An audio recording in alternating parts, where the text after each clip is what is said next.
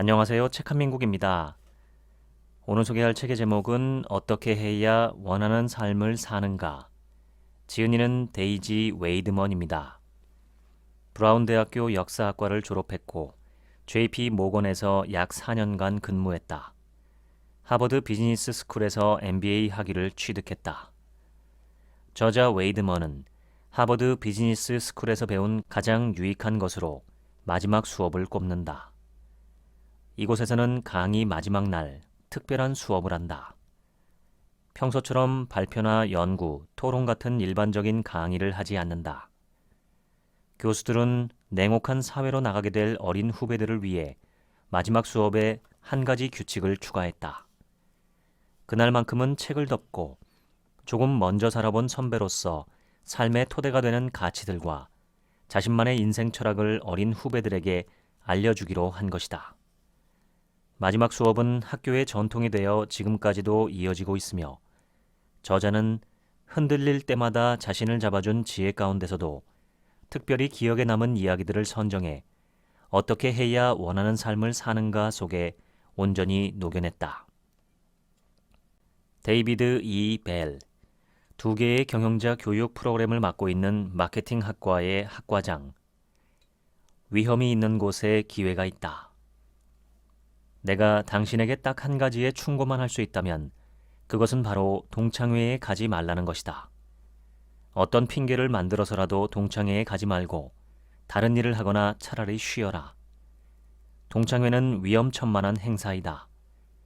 졸업 이후 지금까지 짧은 시간 동안 당신이 성취한 것들을 평가하는 자리이고 평가 기준 또한 절대적이기보다는 상대적이어서 당신이 세운 목표나 성공을 기준으로 삼지 않고 다른 동창들과 비교하여 성취와 소득의 등급을 매길 것이다.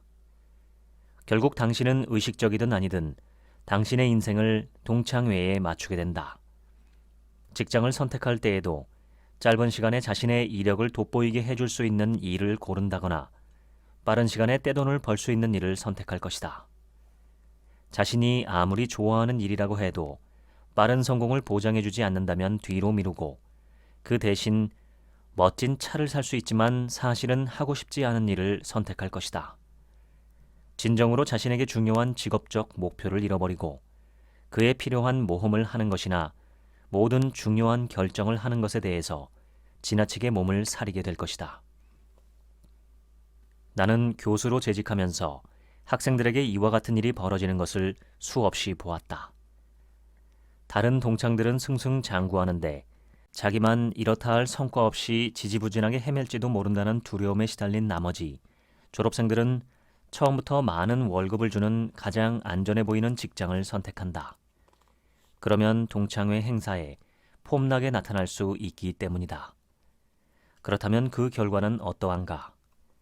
지식과 재능이 넘치는 우수한 학생들이 남보기에는 그럴듯하고 수입도 넉넉하지만 정작 본인에게 맞지도 않고 진짜로 원하는 자리에 도달하는 데에 전혀 도움이 되지 않는 직장에서 시간만 허비하게 된다. 10주년 동창회 역시 건너뛰는 것이 좋다. 그렇다면 15주년 동창회는 두말하면 잔소리이다. 위험을 회피하는 사람들, 동창회에 가려는 사람들은 가까운 미래를 걱정하고 단기적인 결과에 대해서만 염려한다. 그러나 자신의 진로를 폭넓게 바라봄으로써 가장 위태롭다고 생각되는 결정조차 전체적인 흐름 속에서는 아주 작고 미미하다는 사실을 깨닫는다면 당신은 보다 제대로 된 삶을 살 수 있을 것이다. 이때쯤이면 당신은 반가운 편지 한 통을 받게 될 것이다. 바로 25주년 동창회에 참석하라는 편지이다. 글쎄, 이번에는 참석해도 좋지 않을까? 스티븐 P. 코프먼, 테크놀로지와 경영 관리를 가르치는 경영학과 부교수. 말의 무게는 직위에 비례한다. 중역의 자리에 오르는 순간 당신은 이전과 사뭇 다른 대접을 받을 것이다. 기업에서 임원의 자리에 올랐을 때 실패하지 않는 비결 중 하나는 그와 같은 차별된 대접을 인식하고 그것이 자신에게 어떤 영향을 미치는지 깨닫는 것이다. 내가 이런 교훈을 얻게 된 계기는 처음으로 어느 제조업체의 영업이사라는 중책을 맡으면서 겪은 한 사건 때문이었다. 당시 나는 인생 최초로 책임자의 자리에 올랐다. 그런데 영업 조직을 검토하던 중 이상한 점을 발견했다. 세인트루이스의 영업소에 5명의 영업부 직원이 소속되어 있었는데 그곳에서 얼마 떨어지지 않은 캔사스시티에도 또 다른 영업소가 있었고 3명의 직원이 근무 중이었던 것이다. 추측만 할 뿐 정확한 이유를 알 수 없었기에 나는 이에 대해 영업부 차장에게 물어보았다. 2주 후 나는 그가 게시판에 붙여놓은 메모를 보게 되었다. 거기에는 캔사스시티 영업소를 폐쇄했으며 3명의 직원 중 2명은 해고하고 1명은 세인트루이스로 발령을 냈다는 내용이 적혀 있었다. 책임자의 자리에 있기 때문에 함께 일하는 사람들이 나를 예전과 다르게 대할 것이라는 사실은 그 누구도 가르쳐주지 않았다. 내가 하는 질문이 그들에게 지시가 될 것이라고는 아무도 말해주지 않았던 것이다. 기업 사회는 임원을 중심으로 조직화된다. 일하는 사람들이 나를 다르게 인식하고 대접한다. 직원들은 내가 하는 질문을 지시로 해석하고 그 말을 반박하거나 의심하는 대신 거의 대부분 네, 좋은 생각입니다 라고 대답한다. 나의 반응을 두려워하며 나쁜 소식이 내 귀에 들리지 않도록 감추느라 전전긍긍할 것이다. 친구 중 1명은 나중에 내가 CEO가 되었을 때 다음과 같은 말로 그 변화를 완벽하게 요약했다. 스티븐, 자넨 이제 다시는 구경하지 못할 것이 2가지 생겼네. 싸구려 식사와 진실 말일세. 주위 사람들이 모두 굽실거리면서 듣기 좋은 말만 늘어놓을 때 관리자는 회사가 처한 문제들을 보지 못한다. 현실을 파악하고 직원들에게 친근한 사람이 되는 계획을 세워야 한다는 사실을 깨달았다. 회사의 측면에서 지휘 체계를 떠나 자유롭게 의견을 교환할 수 있는 분위기를 조성해야만 했다. 그래야 직원들이 명령과 복종의 관계에서 벗어나 다른 의견을 말하고 회사의 문제들을 밖으로 꺼내어 해결할 수 있다. 진정한 성공을 거두기 위해서는 당신을 힘들게 하고 반대 의견을 내는 사람들을 주변에 가까이 두어야 한다. 당신은 최전방의 직원들과 접촉해야 한다. 사람들과 관계를 맺고 현실을 파악하고 편안하고 말붙이기 쉬운 사람이 되는 각각의 기술들을 익혀야 하는 것이다. 토머스 J. 들렁, 조직행동 분야를 가르치는 교수. 오늘 만난 카페의 종업원과 눈을 마주쳤는가? 딸아이 캐서린이 11살이던 그해 여름, 아이는 나에게 오토바이를 타고 러시모어 산에 데려가 달라고 졸랐다. 다른 관광객 몇 명과 함께 건축물 앞에서 조지 워싱턴과 토머스 제퍼슨, 시어도어 루스벨트, 에이브러함 링컨의 거대한 조각상들을 바라보고 있을 때 아이는 다음과 같이 물었다. 아빠, 저 사람들은 어떻게 대통령이 된 거예요? 모두 용기 있는 분들이었단다. 라고 나는 제법 확신에 차서 말해주었다. 그들은 위험을 무릅쓰고 남을 도왔으며 무엇보다 타인의 삶을 변화시킨 사람들이라고 설명했다. 그러자 딸이 대뜸 그럼 아빠도 누군가를 변화시키는 일을 하나요? 하고 묻는 것이 아닌가? 이 단순한 질문에 나는 깜짝 놀랐다. 쉽게 대답할 수 없었다. 내 삶도 조금 바뀌게 되었다. 내가 추구하는 타인의 변화가 정확히 어떤 종류이며 어떻게 이를 이룰 수 있는지에 대해 진지하게 고민하게 된 것이다. 이를 통해 내가 원하는 삶은 곁에 있는 모든 사람들이 새로운 행동을 시도하고 그들 스스로와 속한 조직에 긍정적인 영향을 미칠 수 있는 기회를 만들어주는 것이라는 생각이 들었다. 예를 들어 살아가며 타인과 나누는 전형적인 상호작용에 대해 생각해보자. 아주 짧고 일상적인 만남이다. 잠시 커피를 사기 위해 가게로 들어선다. 그곳에서 매일 아침 만나는 종업원이 건네주는 종이컵을 받아든 후 돈을 지불하고 나오지만 그동안에도 머릿속은 내내 해야 할 일의 목록을 작성하느라 분주하다. 자, 커피를 건네준 그 종업원이 당신에 대해서 어떻게 생각할지 앞선 행동을 바탕으로 한번 예상해보자. 당신은 종업원을 다정하게 대했는가? 고맙다는 인사를 건네고 미소를 지었는가? 아니면 말 한마디 없이 컵을 받아들고 눈길조차 마주치지 않았는가? 그런 짧은 만남 속에서 종업원은 자기 자신을 어떻게 생각했을까? 인정받는 느낌이 들었을까? 아니면 타인의 눈에 띄지 않는 하찮은 존재로 느끼지 않았을까? 이렇듯 사소한 행동 하나가 누군가에게 어마어마한 영향을 미치게 된다. 다른 사람들에게 긍정적인 영향을 미칠 기회들은 가정뿐만 아니라 직장에 이르는 우리의 삶 곳곳에 가득 퍼져 있다. 우리에게는 매일 마주치는 모든 사람들의 삶을 더 행복하게 만들고 그들이 자기 자신에 대해서 더욱 긍정적인 생각을 가지게 할 수 있는 놀라운 힘이 있다. 하지만 막상 그러한 힘을 실제로 발휘하기란 그리 쉽지 않다.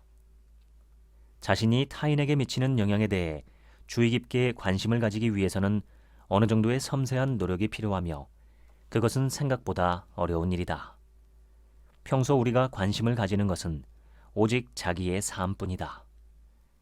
성공을 바라는 습관은 중독이 되고 우리는 항상 더욱 많은 성공을 원하며 끊임없이 자신의 가치를 증명하고 싶어 안달한다. 그렇게 자신의 경력과 성취만 바라보느라 주변에서 끊임없이 일어나는 작은 기회들을 매번 놓치고 마는 것이다. 결국 타인의 삶에 영향을 미치는 크고 작은 기회를 만나는 것이 점점 어려워지고 이익이 곧바로 눈에 보이지 않는 기회들을 개인의 야망보다 먼저 생각하기는 더더욱 어려워진다. 나는 당신이 성공을 측정하는 기준을 바꾸기를 바란다. 자신의 이력서를 얼마나 휘황찬란하게 만들었느냐가 아니라 타인에게 어떤 영향을 미쳤는지, 주위 사람들의 삶을 어떤 식으로 달라지게 했는지, 그들로 하여금 어떻게 자신의 삶을 변화시키도록 도와주었는지를 기준으로 삼아라. 바위에 새겨지는 성공을 하겠다는 생각을 버림으로써 진정한 삶을 살아가는 것이다. 자이 자이쿠마르, 등산이 천직인 산업공학 분야의 전문가. 실패해서 배우는 방법. 몇십 년 전 어느 여름날 나는 매우 친했던 한 친구와 함께 해발 7,300m 높이의 히말라야산 정상에 서 있었다. 내려오는 길은 특히 위험한 산등성이를 따라 나 있었는데 표면에는 바람으로 인해 코니스가 형성되어 있었다. 코니스는 벼랑 끝에 얼어붙어 매달려 있는 눈과 얼음층을 말한다. 내가 먼저 앞장서서 조심스럽게 움직였다. 다음 발걸음을 내디디려는 순간 큰 폭발음 소리가 들렸다. 우리는 본능적으로 서로 다른 방향으로 각각 몸을 날렸고 코니스는 산산이 부서져 아래로 떨어졌다. 가파른 경사면에 착지하게 된 나는 아주 잠시 동안 단단한 땅의 감촉을 느끼며 안도했다. 그러나 지형이 너무 가파른 나머지 이내 발이 미끄러지면서 그대로 나자빠지고 말았다. 순식간에 거의 시속 100km의 무시무시한 속도로 험준한 경사면에서 미끄러지기 시작했다. 산에서 추락하는 사이 혹시라도 피켈처럼 날카로운 물건이 몸을 찌르는 것을 방지하기 위해 갖고 있던 불필요한 장비들을 모두 던져버렸다. 마침내 경사가 끝나는 지점에 도달하자 내 몸은 하강을 멈추었다. 무려 3km 정도의 울퉁불퉁한 경사면을 따라 미끄러졌으니 수직거리로 계산해보면 약 1km 이상을 내려온 셈이었다. 등산복이 완전히 찢어졌다는 사실을 깨달았다. 살갗이 벗겨져 몸은 피투성이가 되었고 상반신 역시 거의 맨몸이나 다름없었다. 고통은 이루 말할 수 없을 정도였다. 나는 거의 24시간을 꼬박 걸어야 했다. 쉬어야 할 때에는 걸음을 멈추고 가만히 서 있거나 커다란 바위에 기대어 서 있었다. 주저앉았다가는 다시 일어서지 못할지도 모른다는 무서운 생각이 들었기 때문이다. 마침내 어느 공터에 다다랐다. 공터 한가운데에는 작은 오두막 한 채가 있었다. 나중에 깨어나 보니 40살 정도 보이는 체구가 작은 여인이 나에게 음식과 물을 먹여주고 있었다. 나는 일어나려고 했지만 도통 몸을 움직일 수가 없었다. 놀랍게도 그녀가 나를 산 아래 이웃 마을까지 데려다 주겠다고 설명했다. 그녀는 나를 등에 업고 오두막에서 나와 150m 정도를 걸은 후 쉬기 위해 나를 땅에 내려놓았다. 그녀는 물을 조금 마셨고 나에게도 물을 건네주며 목을 축이게 했다. 그러고 나서는 나를 다시 업고 걷기 시작했다. 이런 식으로 우리는 걷고 쉬기를 무려 약 사흘간 계속했다. 마침내 이웃 마을에 도착하자 여인은 간단하게 인사한 후 다시 돌아갔다. 곧이어 나는 당나귀를 타고 다시 여행길에 올랐다. 함께 등반했던 친구는 결국 사망한 것으로 추정되었다. 치료를 받는 동안 내가 얼마나 운이 좋은 사람인지를 꼼꼼히 떠올려 보았다. 코니스가 무너질 때 순간적으로 무너지지 않은 단단한 땅으로 발을 옮긴 것이 행운이었고, 추락한 후에 길의 방향을 잘 선택한 것 역시 행운이었으며, 오두막을 발견한 것과 그곳의 주인이 친절한 사람이었던 것도 엄청난 행운이었다. 그리고 몸이 회복되는 것도 행운이었다. 운은 내 삶이 시작된 초창기부터 쭉 이어져 오고 있었다. 어린 시절 나를 길러준 다정한 부모님과 가족들, 내가 받았던 특별한 교육, 사랑하는 친구들과 동료들, 이 모든 것이 행운과 연결되어 있었다. 나는 내가 이룬 모든 성공이 온전히 나만의 것이 아니라 타인의 온정과 행운으로부터 온 것이며, 그런 성공 안에는 의무가 있다는 것을 깨달았다. 언제나 모든 일에 감사하라. 그리고 조급해하지 마라. 생각지 못한 큰 행운을 만나게 됐다면 마음속에 자연스레 생겨날 책임감에 대해 감사하라. 성공은 행운에서 비롯되며 의무는 성공에서 비롯됨을 잊어서는 안 된다. 제프리 F. 레이포트. 하버드 대학에서 박사학위를 받았고 수십 년간 하버드 경영대학에서 학생들을 가르친 교수. 대학교 2학년 2학기, 나는 소질과는 무관한 동물학 강의를 신청해 들었다. 시간이 흘러 마침내 기말고사를 치르는 순간이 다가왔다. 대학원생 조교는 우리가 있는 책상 끝으로 카트를 끌고 와서 쭈뼛거리며 말했다. 이 새가 이번 기말고사 문제입니다. 카트 안에는 박제된 새 같은 커다란 물건이 들어있었다. 새 같은 이라는 표현을 쓴 이유가 있다. 새가 똑바로 서 있기는 했지만 머리에서 날개 끝까지 삼배 주머니를 뒤집어 쓰고 있었기에 정확한 형체를 알아볼 수 없었다. 조교는 한 학기 동안 배운 지식을 토대로 가능한 한 전문가답게 새의 특징을 묘사하라고 했다. 새의 이동 방식과 식생활, 짝짓기 습관, 의사소통 방법, 무리를 짓는 본능 등을 추론하라고 말이다. 조교는 한 가지 중요한 주의사항을 일러주었다. 그것은 절대로 삼배 주머니를 벗겨내서는 안 된다는 것이었다. 정말이지 황당한 시험이었다. 비즈니스에는 확실성이 없다. 인생의 경우는 더욱 그렇다. 세상은 온갖 소음으로 가득 차 있어서 우리는 해야 할 일에 제대로 집중하지 못하게 될 때도 많으며, 때론 종종 부적절하거나 그릇된 자료만으로 사활이 걸린 중대한 결정을 내려야 하는 순간도 적지 않다. 극도의 불확실성과 긴박한 변화 속에서 진로를 계획하고 미래를 선택하는 일은 점점 더 늘어나고 있으며, 이는 형체를 확인할 수 없는 박제된 새를 놓고 논술 시험을 치르는 것과 별반 다르지 않다. 이런 상황에 부닥친 당신에게는 이미 습득한 지식과 경험, 본능 외에 달리 기댈 만한 정보도 거의 없을 것이다. 당신이 걸어가는 길의 곳곳에는 방해꾼들까지 잔뜩 늘어서 있을 것이다. 인생에서처럼 비즈니스에도 독창적인 행동을 하기 위해서는 용기와 확신이 필요하다.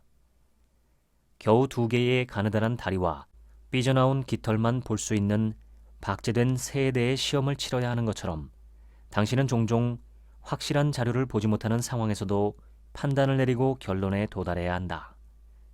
이런 경우 필요한 것은 바로 자신만의 강한 용기와 믿음이다. 오직 너 자신을 믿어라. 토머스 K. 매크로, 미국을 대표하는 경영 사가이자 하버드 경영대학 비즈니스 역사학과의 살아있는 전설. 내가 틀렸음을 인정할 때 얻을 수 있는 것들. 비즈니스 역사가로서 내가 하는 일은 회사와 정부의 정책 결정의 근간을 이루는 이념에 대해 연구하는 것이다. 나는 그런 이념들이 어떤 식으로 전략과 행동을 이끌어내고 그 행동이 어떤 결과를 가져오는지 조사한다. 근거가 충분한 듯이 보이는 생각조차 때론 완전히 빗나가기도 한다. 그러므로 평소 자신이 어떤 생각을 하고 있는지를 진정으로 이해하는 것이 중요하다. 다시 말해서 어떻게, 어떤 이유로 이 일을 하려는 것인지 파악하고 있어야 한다. 자신의 생각이 어디에서 비롯된 것이고 그 생각이 본인의 세계관에 어떤 영향을 미치며 그 생각을 따름으로써 잘못될 수 있는 부분은 무엇인지도 살필 줄 알아야 한다. 그렇게 하기 위해서는 먼저 지난 과거를 돌아볼 필요가 있다. 자기만의 신념이 어떤 연유로 생겨나게 되었는지 한번 깊이 생각해보라. 철학자 키르케고르는 삶은 회고를 통해서 이해할 수 있으며 결국 반드시 앞을 향해 나아가야 한다고 말했다. 과거를 제대로 이해해야 다가올 미래 역시 제대로 살아갈 수 있는 것이다. 내가 당신에게 당부하고 싶은 것은 단 한 가지뿐이다. 흑백 렌즈를 벗어버리고 절대 한 방향으로만 세상을 바라보지 마라. 지나온 삶을 돌아보고 왜 지금의 사고방식을 갖게 되었는지 이해하라. 세상엔 흑과 백 외에 다양한 색이 존재한다. 다양한 색깔을 발견하고 이해함으로써 우리는 현명한 결정을 내릴 수 있으며 더 풍성한 삶을 누릴 수 있음을 명심해야 한다. 헨리 B. 레일링, 재정학을 가르치는 교수. 한 가지 고백할 것이 있다. 나는 하버드 경영대학이 지난 수년간 여러 차례에 걸쳐 어떤 연구를 수행해왔다는 사실을 솔직하게 밝히고자 한다. 그것은 바로 미래의 학생들의 성공을 좌우하는 요소들이 무엇인지 알아내기 위한 목적으로 고안된 연구였다. 우리는 학생들이 수강하는 과목들과 학점을 포함한 모든 변수를 조사했다. 심지어 학생의 키가 얼마인지까지. 그러나 실망스럽게도 하버드에서 받은 학점과 이후의 성공은 전혀 상관관계가 없는 것으로 판명되었다. 물론 단기적인 상관관계는 있을 수도 있지만 장기적인 면에서의 연관성은 없는 것이 확실했다.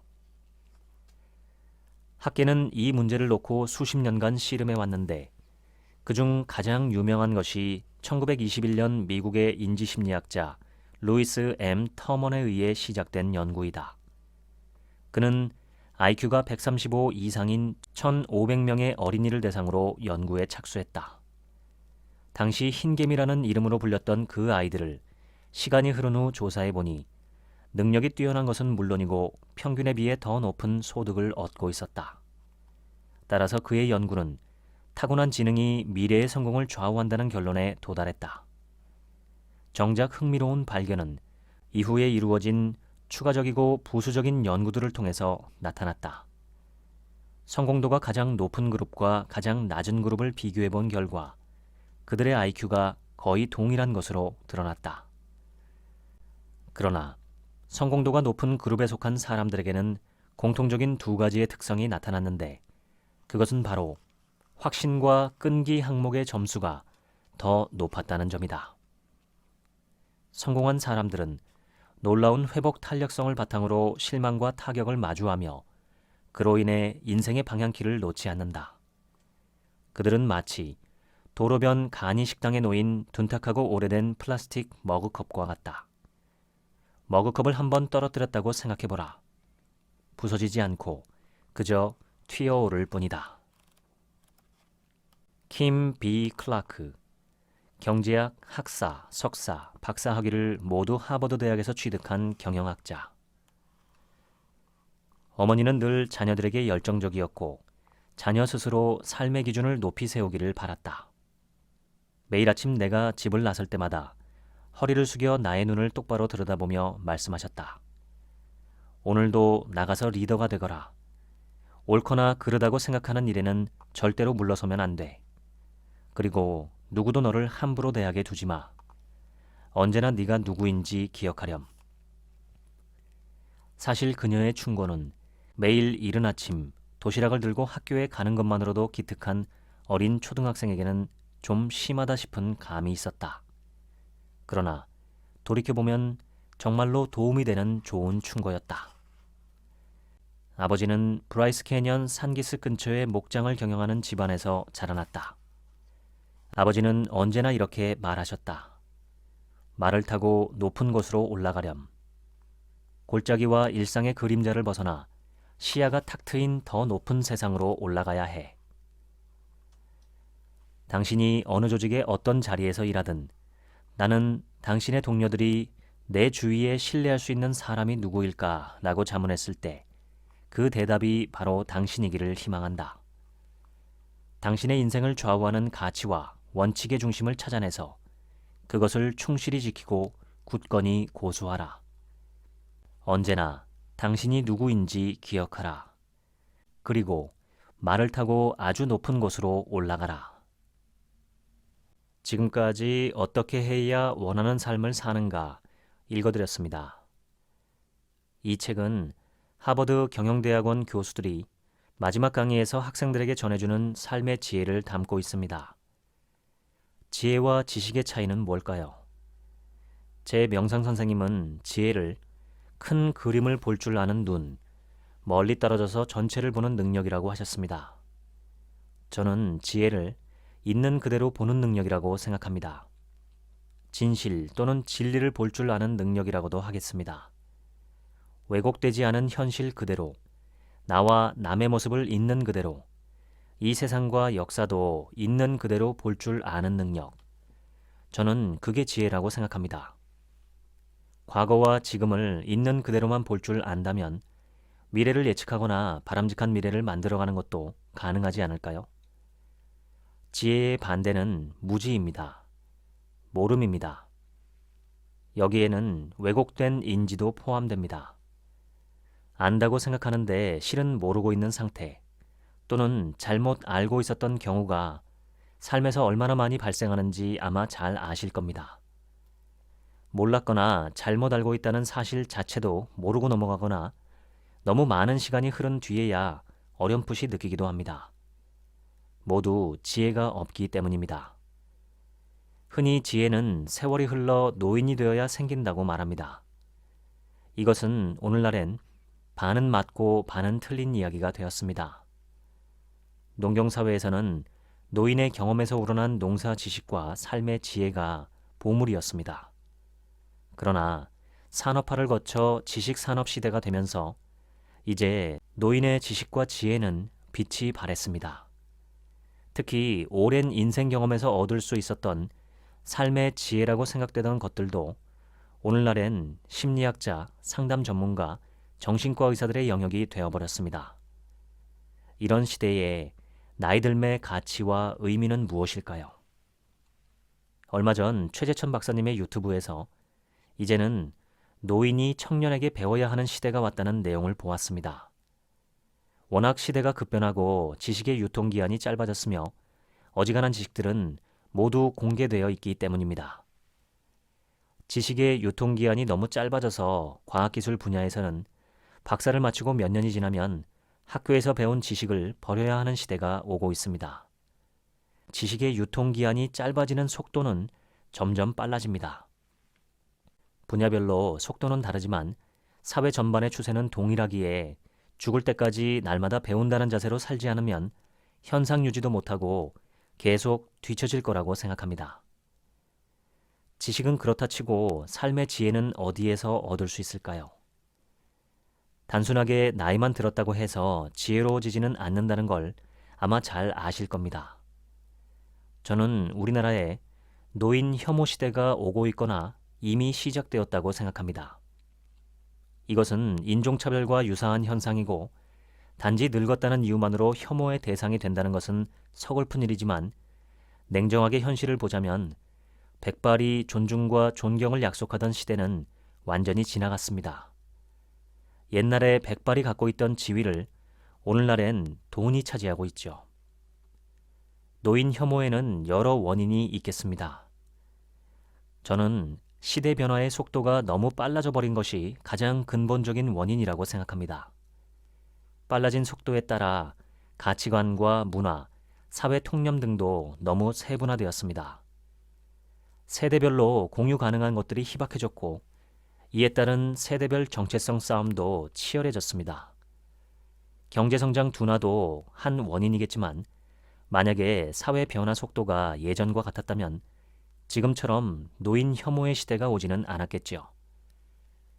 청년들은 일부 미성숙한 노인들의 아나무인격인 무례함이나 비매너 등을 노인 혐오의 원인이라고 주장할 수 있겠지만 저는 지금의 노인 세대가 청년이었을 때 당시 노인들로부터 받았던 대접은 지금의 청년 세대가 지금의 노인 세대로부터 받는 대접보다 훨씬 더 열악했다는 점을 기억해야 한다고 생각합니다. 그러니 노인 세대도 억울함이 있을 수밖에 없죠. 한마디로 모두가 억울하고 모두가 화가 나 있는 상태입니다. 그러나 시대 변화의 속도는 점점 더 빨라지고 있습니다. 서로 화만 내고 있을 일이 아닙니다. 적응해야 합니다. 개인도 적응하고 우리 사회도 미래에 적응해야 합니다. 적응에 지식은 큰 도움이 되지 않습니다. 지혜는 지식보다는 더 도움이 되겠지만 세상의 변화 속도와 폭이 너무 커서 이 또한 장담할 수 없습니다.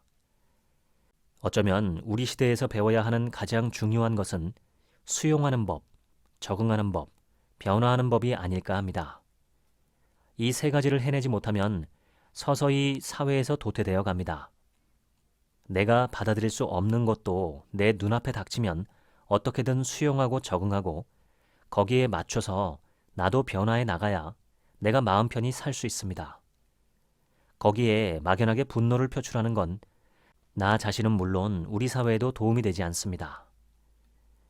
저도 잘은 모르지만 한 가지 희미하게 아는 것은 날마다 자기 반성과 성찰의 시간을 갖는 것이 조금 더 나은 사람이 되는데 도움이 된다는 사실입니다. 거기에다 다음번에 비슷한 상황에서 반성한 내용을 바탕으로 변화된 행동을 보일 수 있다면 더욱 좋습니다. 공부 잘하는 사람들의 비결은 복습이라고 하죠. 뛰어난 바둑 명인의 비결은 복기입니다.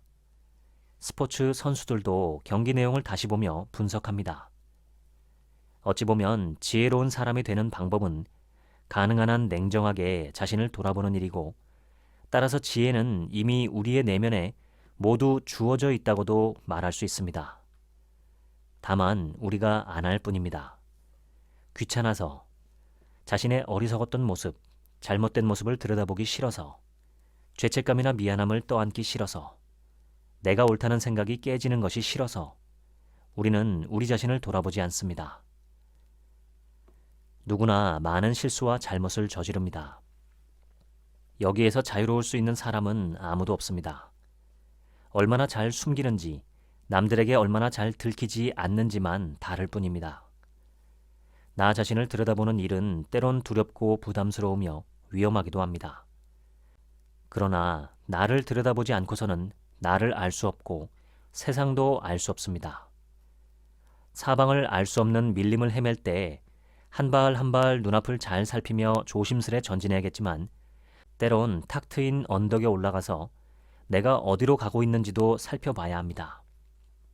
삶에도 단기적 스텝과 장기적 스텝 모두가 필요합니다.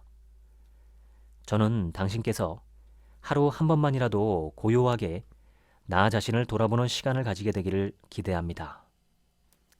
그래서 세상 만물과 나와 남까지도 있는 그대로 보는 눈을 갖게 되시기를 바랍니다. 저도 그런 눈을 갖고 싶습니다. 지금까지 책 한 민국의 하루치 생각이었습니다. 감사합니다.